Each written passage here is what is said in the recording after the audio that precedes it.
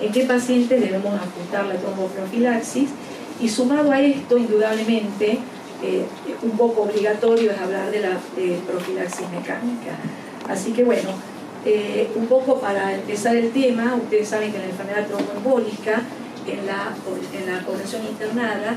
tiene un riesgo de hacer enfermedad tromboembólica que va del 10 al 20%, pero cuando uno evalúa los eventos sintomáticos, varía entre 0,8 para el TBP y 0,4 para la embolia de pulmón. Por lo tanto, la profilaxis farmacológica en el paciente internado juega un rol importante, sobre todo porque muchos de estos pacientes también están críticos y aumentan, según sus comorbilidades, la prevalencia de la trombosis. Pero lo que nos sucede habitualmente es que estamos acostumbrados a evaluar a nuestros pacientes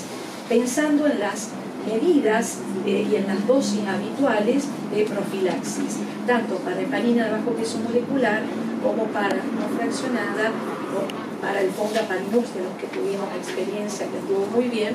y que dicen que viene ahora probablemente, pero con un índice de masa corporal normal, con una función renal y hepáticas medianamente normales, de tal manera que uno espera que digamos, el efecto sea beneficioso con esta dosis fija de profilaxis. Ahora bien, el tema es que la evidencia, digamos, de utilidad de dosis en poblaciones especiales es escasa. Y acá está nuestro problema cotidiano cuando los pacientes salen de estos grupos estándares y sobre todo tenemos problemas porque hay pocos trabajos que sean, digamos, de un número importante de pacientes, que algunos tienen escasos valores estadísticos, se contraponen en cuanto a algunos resultados y por eso la heterogeneidad que se ve en algunos comentarios de los trabajos. Así es que me pareció, digamos, medianamente importante tomar 4 poblaciones. Una es la obesidad, otra es los pacientes con bajo peso, que uno pensaría que bueno, que no tengo problemas con este paciente, pero hay algunas cosas interesantes para tener en cuenta. Indudablemente los pacientes cotidianos con insuficiencia renal y los pacientes cirróticos, que es una población muy especial, porque tienen tanto capacidad de sangrado como una pequeña proporción también tienen algunos episodios trombóticos. Ahora bien, con respecto a la obesidad, digamos que si bien antes se hablaba de kilogramos, en los últimos años la Organización Mundial de la Salud lo que hizo es hablar de obesidad en base al índice de masa corporal. Y obeso es aquel, digamos, que tiene un índice de masa corporal mayor de 30, la obesidad, digamos, severa, supera, digamos, el 30, 35 a 40, a 39,9, y la obesidad mórbida es más de 40. Y fíjense que, como todos sabemos incluso, es un factor de riesgo independiente para trombosis venosa y embolia de pulmón, y sobre todo esto se vio con un índice de masa corporal mayor de 30 kilogramos por metro cuadrado, donde se incrementa de 2 a 3 veces, y mucho más en el obeso mórbido, aquel que tiene más de 150 kilos, donde se incrementa 5 veces la probabilidad de desarrollar una enfermedad o una manifestación tromboembólica. Por otro lado, aprovecho la diapositiva un poco para hablar de que si este es el ideal, como vamos a hablar de bajo peso, hablamos de bajo peso cuando el índice de masa corporal es menor de 18,5 kilos metro cuadrado. Bien, y bueno, y acá estamos, ¿no? Donde los obesos en los distintos trials o tienen un subanálisis especial en los últimos años o directamente no se incluyen en los perfiles de eficacia y de búsqueda de dosis, porque en realidad se ha ido conociendo poco de los perfiles farmacocinéticos de las drogas. Sobre todo lo que se ha conocido era por la necesidad, y porque siempre van delante los cirujanos, la necesidad en cirugía bariátrica y sobre eso en distintas situaciones clínicas del obeso. Al principio se investigaron, o sea, hicieron 2 pequeños trabajos retrospectivos sobre la factibilidad de una dosis menor, digamos, de la dosis terapéutica con 0,50 miligramos kilo en obesos mórbidos que tenían entidades clínicas, no quirúrgicas, y allí se evaluó, digamos, la efectividad de la dosis ajustada a las 4 horas y se vio que un porcentaje de pacientes tenían una dosis en el piso, un nivel de anti-10 en el piso, pero había un porcentaje que tenía menos de 0,25. Si bien, digamos, no les fue mal, no se dieron, digamos, efectos muy beneficiosos, digamos, en cuanto a que no hubo diferencia en cuanto a los eventos de trombosis y de sangrado. Y acá tenemos los primeros reportes en cirugía bariátrica con 481 obesos mórbidos, donde el índice de masa corporal fue de 50, y en este trabajo se eligieron 2 dosis, 30 miligramos cada dosis, 40 miligramos, para ver, digamos, la efectividad de alguna de estas dosis sobre la otra en cuanto a trombosis o a sangrado. Y lo que se vio que la dosis de 40 miligramos tenía una reducción, digamos, en la presentación de trombosis de 0,6, con una P discretamente significativa, y no tuvo un incremento en el riesgo de sangrado. Por otro lado, se evaluó el bypass gástrico con este mismo índice de masa corporal, pero este estudio, que fue muy interesante, dividió a la enoxaparina 2 dosis, 40 miligramos cada dosis, 60 cada dosis, y vio que la trombosis no era muy similar, no era tan diferente a esto, 0,45, pero con un incremento de sangrado que tuvo que ver un poco con la dosis de 60 miligramos. El anti-10 en estos pacientes no fue diferente, pero fíjense que un gran porcentaje de ellos tenía un anti-10 que estaba entre 0,18 y 0,44. No son malos porque el anti-10 a nivel profiláctico es de 0,20 a 0,50. Los eventos, como recién les dije, fueron relativamente bajos y no hubo diferencias significativas en relación a evoluciones en población no obesa. Bien, este es un trial muy interesante porque hacen como una subdivisión, logran estratificar a los pacientes según el índice de masa corporal, e inicialmente, digamos, de 9.200 pacientes con un peso mayor de 100 kilos, 6.600 pacientes se alocaron para recibir enoxaparina 40 miligramos día, que sería la dosis estándar, y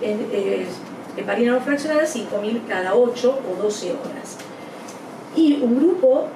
de estos pacientes recibía 40 cada 12 o una dosis mayor a la de este grupo, 7.500 cada 8 horas. Y se vio, digamos, que no había diferencias significativas en cuanto a los eventos tromboembólicos.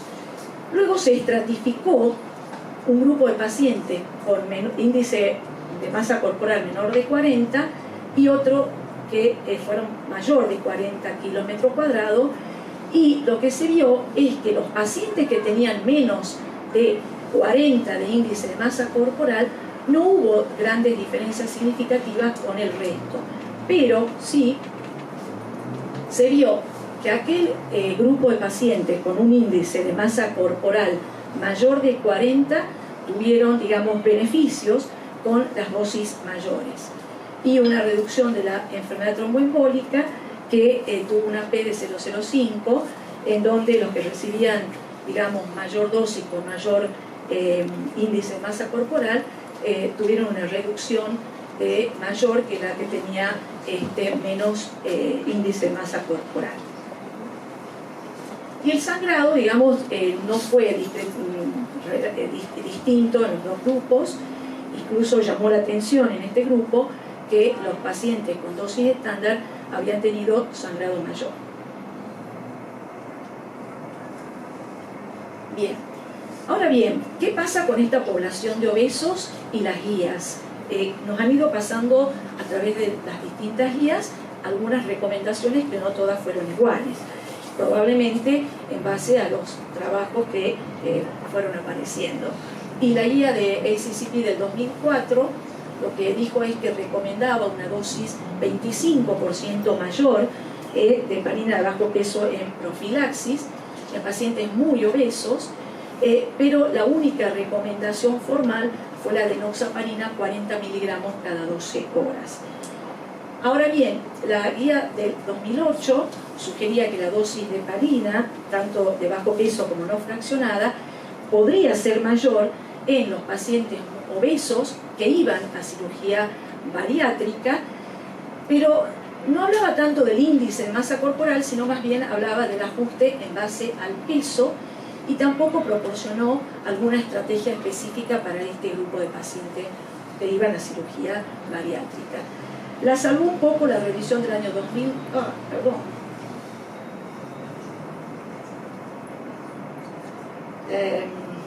la salvó un poco la revisión del 2009, donde dijo que la heparina podía darse un 30% mayor en obesos con un índice de masa corporal mayor de 40. En el año 2012 no tenemos una guía muy específica, y lo que sí, en base a los estudios farmacocinéticos de estos pacientes, sugerían consultar puntualmente los casos con el farmacéutico o, digamos, con el equipo para optimizar la dosificación en el paciente que iba a cirugía bariátrica y que podía requerir mayor dosis de heparina no fraccionada o de bajo peso molecular. Mientras que la Sociedad Americana de Metabolismo y Cirugía Bariátrica en realidad no daba ninguna indicación específica que le fuera útil a los hematólogos.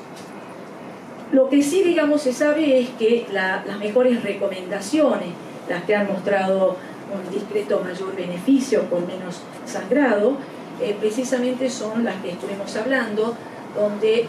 la enoxaparina 40 miligramos cada dosis subcutáneo sería la dosis más usada, mientras que la heparina no fraccionada 7.500 3 veces por día.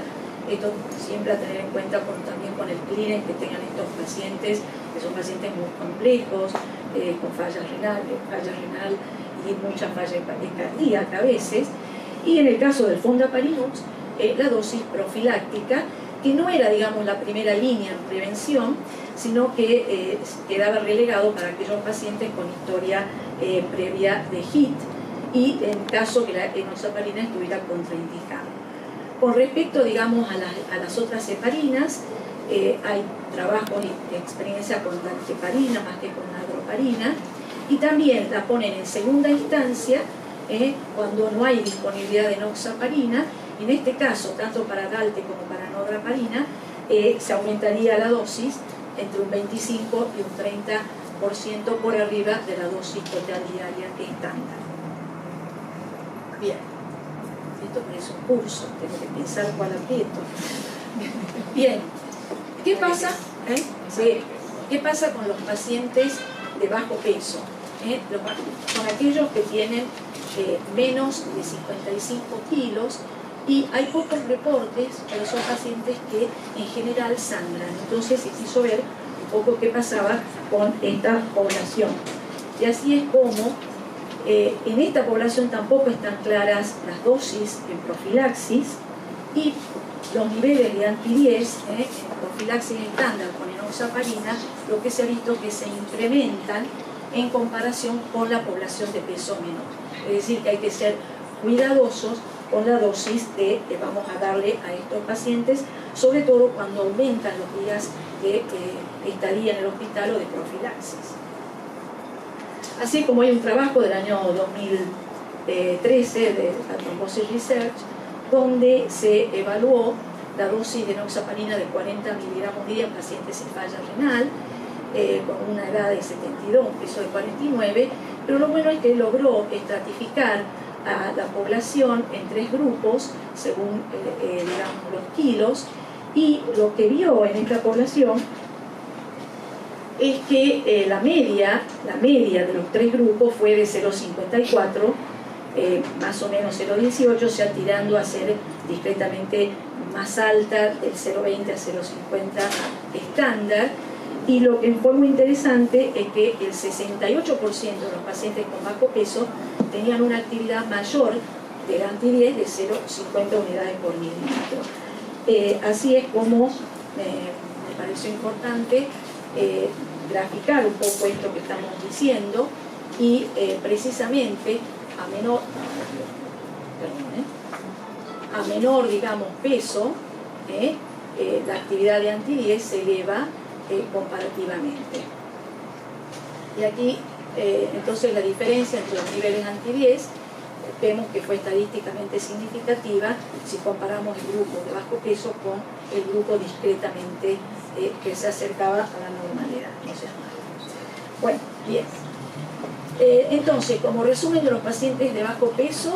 tienen un anti-10 que muestra una actividad inversa con respecto al peso y se eleva entonces cuando el peso disminuye en forma significativa. Los pacientes de bajo peso,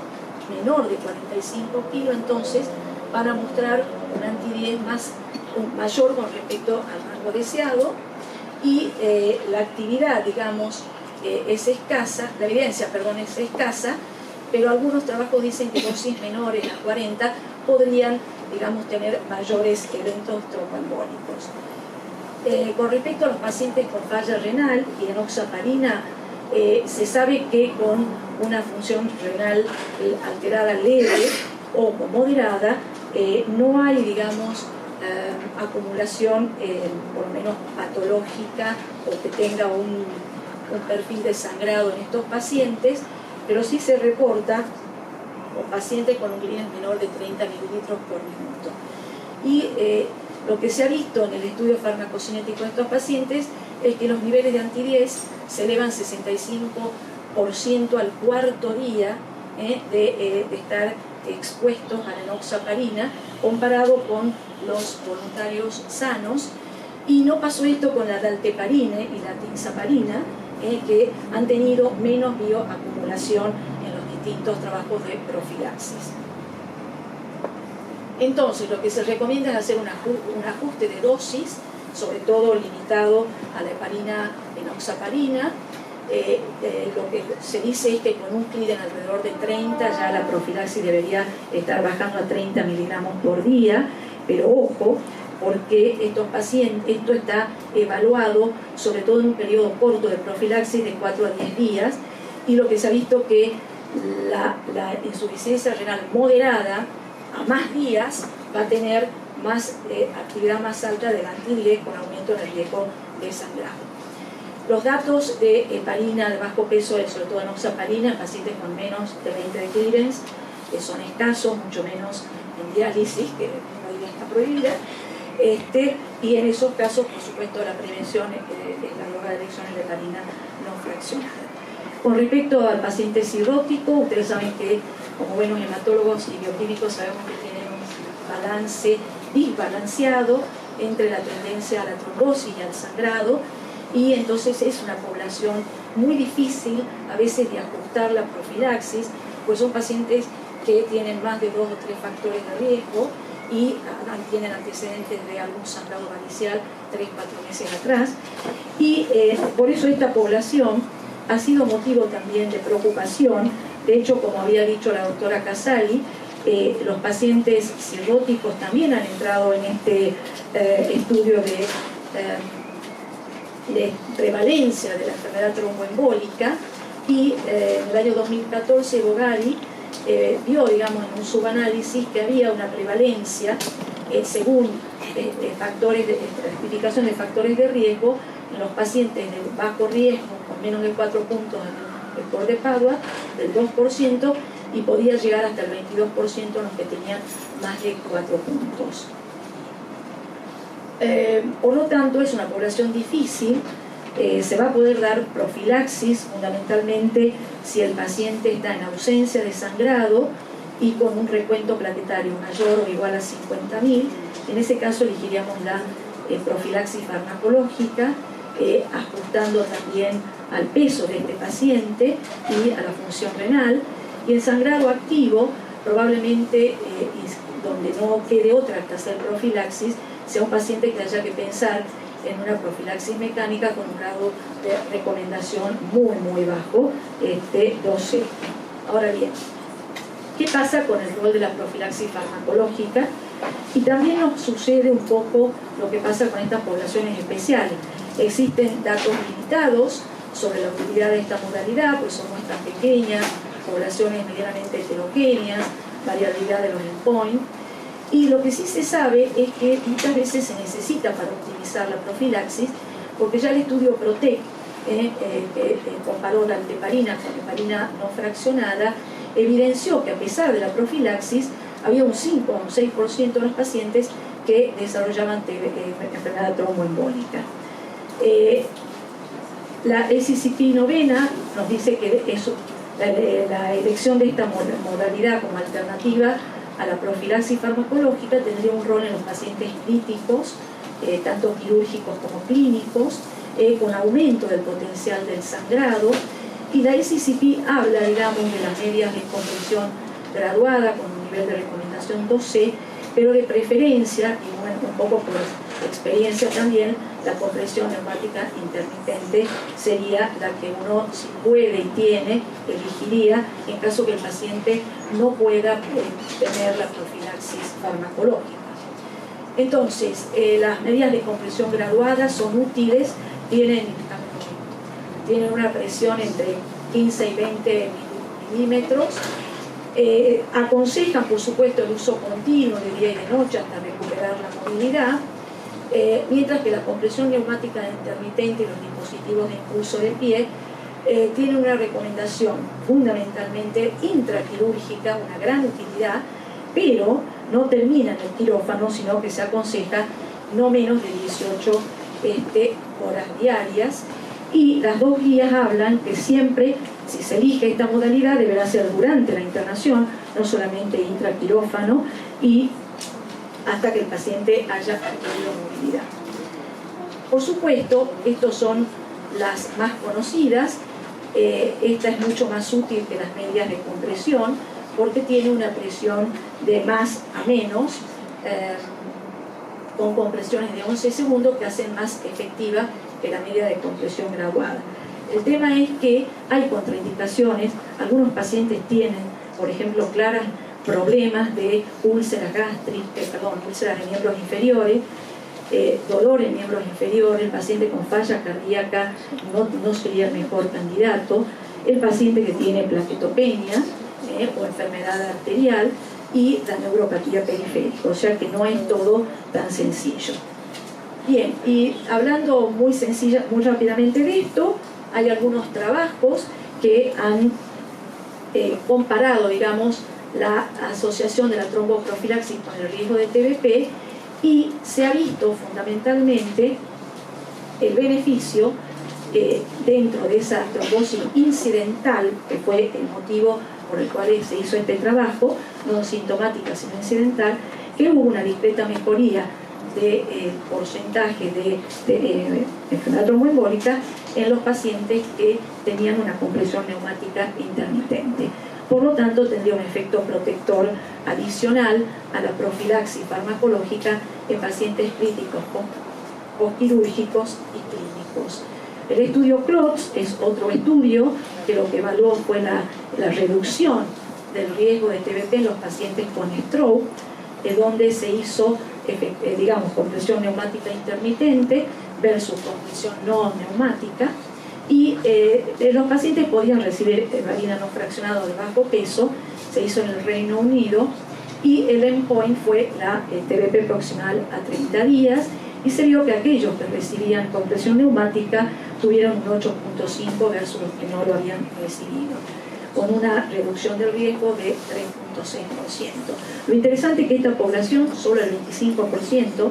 recibió profilaxis farmacológica, y también en este trabajo se observó el efecto protector de la compresión neumática intermitente con OSINT. Y el último es el estudio PREVENT, que en realidad es un estudio interesante porque lo que hace es evaluar el uso combinado de las heparinas con la compresión neumática intermitente versus la profilaxis farmacológica sola que fue el grupo control, y evaluó la incidencia de TBP a 28 días. Fue un estudio multicéntrico que terminó a principios del 2018,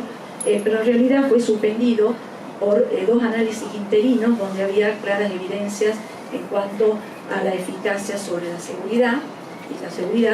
y lo que se dijo es que dentro de todo tuvo un poder estadístico del 80% para detectar un riesgo, una reducción del riesgo absoluto de TBP incidental del 3%. Y para terminar y recordar entonces sobre esta pequeña charla, entonces las recomendaciones en profilaxis farmacológica están basadas en opinión de expertos para esta población, sobre todo para la obesidad mórbida, que los niveles de anti-10 en profilaxis no están bien definidos porque no han mostrado una clara asociación entre los niveles y los eventos clínicos. La medición del anti-10 puede ser útil para monitorizar las drogas, fundamentalmente en pacientes con alto riesgo de sangrado. La mejor estrategia sería enoxa 40 cada 12 en obesos mayores de 40 de índice de masa corporal y heparina no fraccionada 7.500 cada 8. La población de bajo peso, menos de 50 kilos, se recomienda reducir la dosis de la enoxa a 30 miligramos día y no fraccionadas 5.000 día, con un grado de recomendación 12. Elegir para los pacientes con fiebre menos de 30 la no fraccionada y saber que la modalidad mecánica combinada con la farmacológica es superior a la monoterapia farmacológica, pero hay que elegir bien los pacientes. Ha sido útil en los pacientes de alto y muy alto riesgo de TBP. Como vemos, se trata entonces de un grupo de pacientes que, si bien tenemos alguna ayuda con las últimas evidencias y las últimas recomendaciones, es un grupo de pacientes donde uno debería pensar muy bien y personalizar la terapia y estratificar el riesgo de la enfermedad tromboembólica versus el sangrado. Bueno, muchas gracias.